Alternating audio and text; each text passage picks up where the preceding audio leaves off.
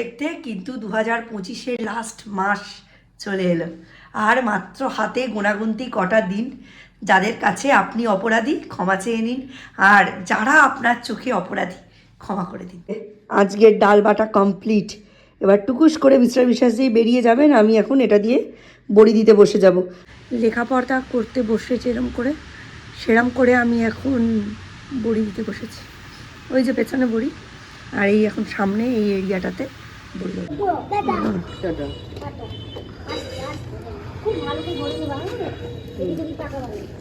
এত হালকা কেন? জল দাওনি? জল দিয়েছি। এখানে এদের আরও কত বন্ধু বান্ধব ভাই বোন যাই বলো সংযোজন হবে।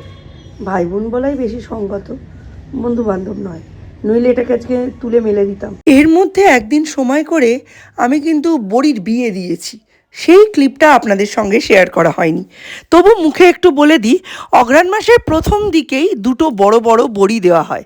তার মধ্যে একটি হচ্ছে বর, একটি হচ্ছে বউ। বউটির মাথায় তেল, হলুদ, সিঁদুর এই দিয়ে তাকে বউ সাজানো হয় এবং ফুল, বেলপাতা, তুলসী পাতা সব কিছু দিয়ে পুজো করা হয়। তার মানে বর আর বউয়ের বিয়ে হলো। আর তার সামনে 5টা বড়ি দেওয়া হয়, তারা হচ্ছে 5 এও। এটি 5টি, 7টি বা 9টি দেওয়া যেতে পারে।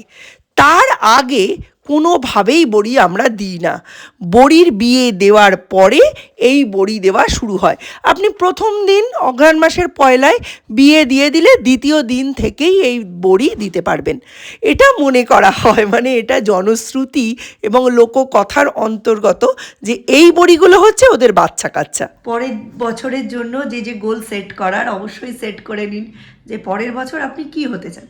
আমার এখন আগামী 5 বছরের একটাই গোল, সেটা হচ্ছে আমি স্বাস্থ্য সচেতন হতে চাই, ওয়েট কমাতে চাই, আগের মতো না হলেও বেশ খানিকটা ফিট হতে চাই। ব্যাস এইটুকুই আপনাদের জানিয়েই দিলাম পরের বছরের আমার কাজের যে ধারা সেটা কোন দিকে যাবে। হ্যাঁ, সৌম্যর লাইফস্টাইল বদলাবে, সূর্যের লাইফস্টাইল বদলাবে, কিন্তু আমার আর মিস্টার বিশ্বাসের লাইফস্টাইল একই থাকবে, এই রকমই। তো আপনারাও আমাদের আশা করি পাশে থাকবেন, আমাদের অনেক অনেক ভালোবাসা দেবেন, চ্যানেলটাকে প্লিজ একটু গ্রো করাতে সাহায্য করবেন। চলুন আজকের দিনের ব্লগটা এখান থেকেই আরম্ভ করছি। মিস্টার বিশ্বাসের জন্য এখানে জল গরম বসিয়ে দিয়েছি। উনি গেছেন আলু আনতে, আলু এনেই ঝটপট করে স্নানে ঢুকে যাবেন।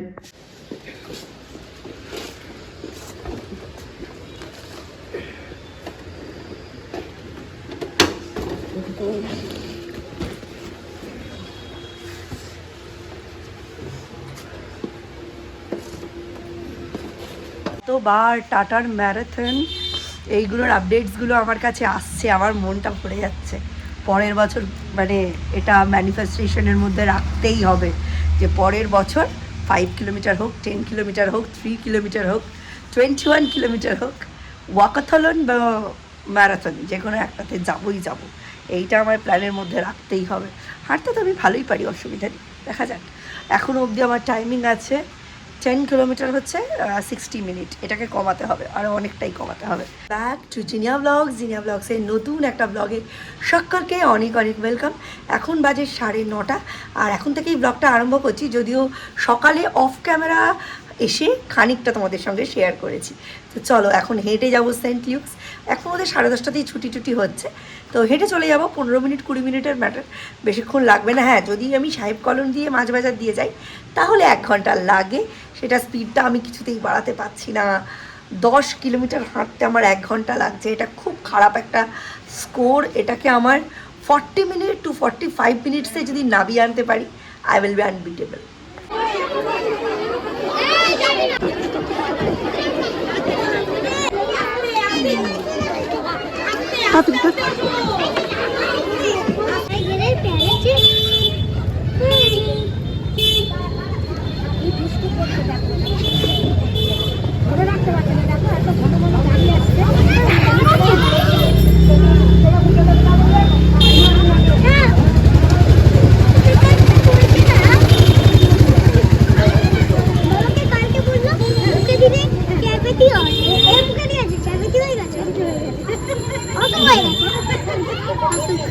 নিম্নচাপ না ঝঞ্ঝা আসছে, তার জন্য সূর্যের অবস্থা এই রকম। কি ঝামেলা বলুন তো। অঘ্রাণ মাসের কড়কড়ে রোদে বড়ি দেবো, ধবধবে সাদা তুলোর বলের মতো বড়ি হবে। তা না এই রং পুরো ঘিয়েটে মেরে যাবে। গাছ থেকে কুমড়ো শাকটা তুললাম, একেবারে লকলকে। এই কুমড়োর শাকটা দিয়ে মুগ ডালটা করব। অনেকক্ষণ ধরে রান্না করছি, আজকে খুব ধিকিয়ে গেছি, মানে শরীর এত টায়ার্ড আজকে। মাছের ঝোল হয়েছে খালি, আর এই কুমড়োর শাক দিয়ে ডাল করবো আর আলু ভাজবো, ব্যাস। তাহলে আর কিছু করতে পারছি না আজকে, কেন কি জানি আজকে একদম এনার্জি নেই। কাপড় আজকে আদৌ শুকিয়েছে কি না, না একটা জামা কাপড়ও শুকোয়নি। আকাশের যা দশা, একদম খারাপ অবস্থা। আর তো রোদ থাকবে না, এবার তুলেই ফেলতে হবে সব। দ্বীপের উপর সাংঘাতিক রাগ হয়েছে। ঠিক পরীক্ষা দিতে বেরোবে তখন বলছে আমি টাই খুঁজে পাচ্ছি না। আমি বললাম আগের বারে তুই আমায় সব দিয়েছিলি, এবারে কিন্তু তুই আমাকে কিছু দিসনি। লাস্ট পরীক্ষার পরে আমি দেখেছি তো জামা প্যান্ট ওপরে বাথরুমের পাশের চেয়ারে খোলা। না তুমি তো নিয়ে এসে কেচেছো। আনলাম না, দেখবে 5 মিনিট পরে বলছে হ্যাঁ ওখানেই আছে। তারপরে হচ্ছে টাই কোথায়, টাই কোথায়। কোনোদিন জায়গার জিনিস জায়গায় রাখবে না। প্রতিটা পরীক্ষা দিয়ে এসে ড্রেস টাই এগুলো এমনভাবে ফেলবে মনে হবে ওর স্কুল জীবন শেষ, সেখানে আর কোনো কাজ ওর বাকি নেই। ঠিক আছে, ছুঁড়ে ছুঁড়ে এদিক ওদিক, আর গুছিয়ে রাখার দায়িত্বটা আমার। এবার 3 জন যদি গন্ডগোল করে, ছোটটাকে বাদ দিলাম, 2 জন, একজনের পক্ষে কি গোছানো সম্ভব? হঠাৎ করে ধরেছে হ্যাঁ তুমি ওই ঘরটাকে স্টোর রুম বানিয়ে রেখেছো। আরে একটা ঘর তো আমাকে ছাড়বি, যেখানটা আমি সব কিছু রাখতে পারবো, ওখান থেকে গুছিয়ে গুছিয়ে স্লট বাই স্লট আমি জায়গা, মানে ওরা চায় কি, ওরা সব অগোছালো করবে, আর আমি দশভুজার মতো সারা দিন ধরে 24 ঘন্টা ধরে 365 দিন ধরে শুধু গোছাতেই থাকবো। বিশাল রাগ হয়ে গেছে। আমি আজকে যখন বেরোচ্ছে, আমি বাইরেও যাইনি, শ্যুটও করিনি, কিছু না, দরজা দিয়ে দাও এই সেই অনেক কথা বললো। যা ভাই, অনেক বড় বড় বাতিলা ঝাড়ে এখন, অনেক। মানে যখনই এদের স্বার্থ বুঝে চলতে পারবেন তখনই আপনার মতো ভালো মানুষ হয় না। আর যখনই ওদের স্বার্থে আঘাত লাগবে বা আপনার কোনো কাজে ওদের ইচ্ছার বিপরীত হবে, তখনই হচ্ছেন আপনি হচ্ছেন একেবারে জলজ্যান্ত শয়তান। এই হচ্ছে প্রত্যেক বাড়ির গল্প। যে যাই বলুক আর যে যাই করুক, পরীক্ষা দিয়ে আসলে আমি জিজ্ঞাসাও করবো না কেমন পরীক্ষা দিয়েছে, আর কথাও বলবো না। ক্লাস 11-এর প্রথম দিনের ফিজিক্স ক্লাসের থেকেও বেশি চাপের সৌর্যের যেদিন ড্রয়িং স্যার আসবেন সেদিন আমি টিফিন কি দেবো। কারণ উনি দুধ চা খান না, উনি যেটা খান সেটা হচ্ছে লিকার টি, আর সেটা বানাতে আমি ওস্তাদ। মানে এত ভালো বানাই সেটা আমি, সেটা ওই লাল ঘোড়ার লাল হিসুর মতো দেখতে, আর খেতে যে কেমন হয় সেটা চেখে দেখার দুঃসাহস আমার কোনো দিন হয়নি। তাই আমার মাথার মধ্যে নিত্যদিন প্ল্যান ঘুরতে থাকে আমি কি খাওয়াবো, আজকে কি খাওয়াবো। তার কতটা ভালো লাগে জানি না, বাট আমার তাকে খাওয়াতে ভীষণ ভালো লাগে। আজকে আমি প্ল্যান করেছি, আজকে আমাদের বাড়ির সকলের টিফিনে যা হচ্ছে তাকে আমি সেটাই দেবো। আজকে বিকেলে আমাদের লাঞ্চটা যেহেতু খুব হালকা হয়েছিল, আমরা বিকেলের টিফিনে করেছিলাম মোগলাই পরোটা। হ্যাঁ, বাড়িতে আমি এটাকেই মোগলাই পরোটা বলে চালাই, এবং এটা মোগলাই পরোটার খুব একটা হেলদি অপশান। কারণ 1 নম্বর, এর মধ্যে মশলা সমেত বিস্কুটের গুঁড়ো ফ্রাই করে আমি দিই না। 2 নম্বর, এটাকে ছাঁকা তেলে আমি ফ্রাই করি না। এই দুটো কারণ। আমি কি করি, একটা বড় করে রুটি বেলে নিয়ে সেটা তাওয়ার ওপর দিই, খুব অল্প সেকি।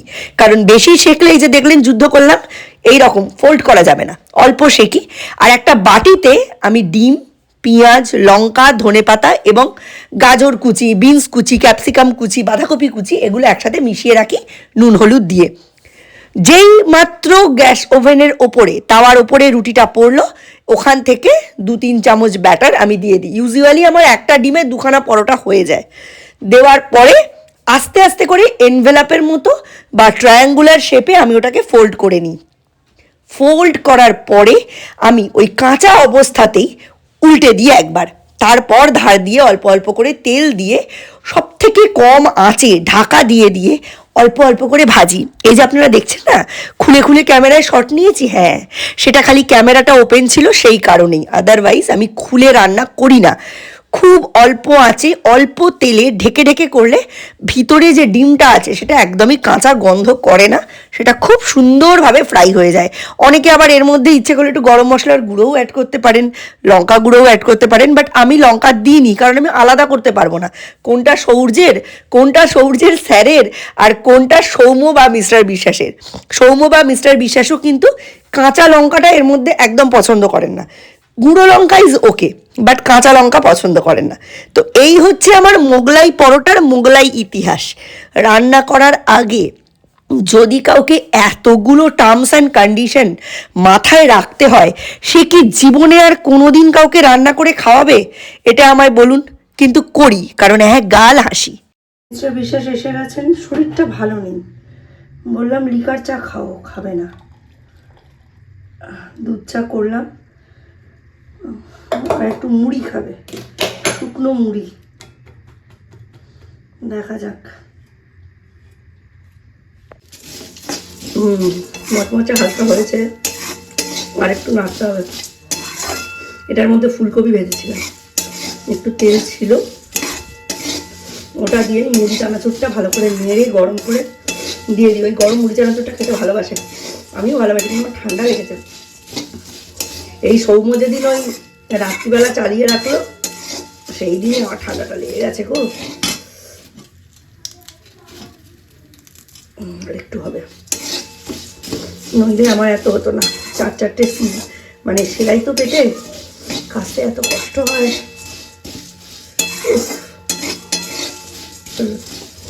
আর একটু নাড়ি, এবার দিয়ে দিই।